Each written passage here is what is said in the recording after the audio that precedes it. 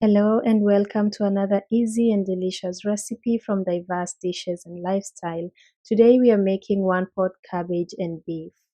To make this recipe, you'll start by simmering the beef until it's tender. So season it with salt, pepper and garlic powder, add some water to it and then cover it and simmer until it's tender.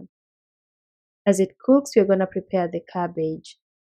Cut your cabbage into quarters and then slice it very thinly. I did include both the inner cabbage and a few outer leaves for the green and additional crunch. For this recipe, I'm only using about a third a head of cabbage.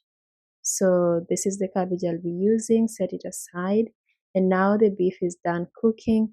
So now after the liquid dries up, I'm going to add some vegetable oil because I'll be cooking the cabbage in here later. But you can use any other type of oil that you feel comfortable using. So add a little bit of oil and then you're going to add the onion first. I like to use red onion for this recipe, but you could absolutely also use the yellow onion. It works just fine. Fry the onion until it's softened and then go ahead and add the ginger garlic paste. Ginger is a great addition to cabbage and I really encourage you to try it in case you haven't yet.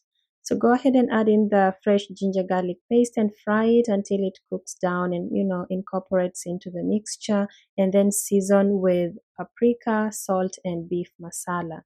Now these are all optional ingredients and you could use whatever dry seasonings you have at your disposal. Fry those as well to get the beef really aromatic, and then go ahead and add in your grated carrot and bell peppers. Now these of course are going to add a pop of color as well as a crunch. So cook those for just a few seconds until they are mixed in, and then add in the cabbage because you want to retain the crunch of all the vegetables.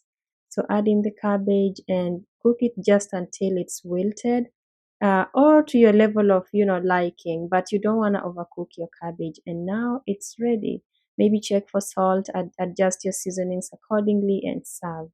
In Kenya, we typically serve this dish with ugali, but you could also enjoy it with rice and other starches. Thank you very much for stopping by, and I hope to see you in another video. Bye.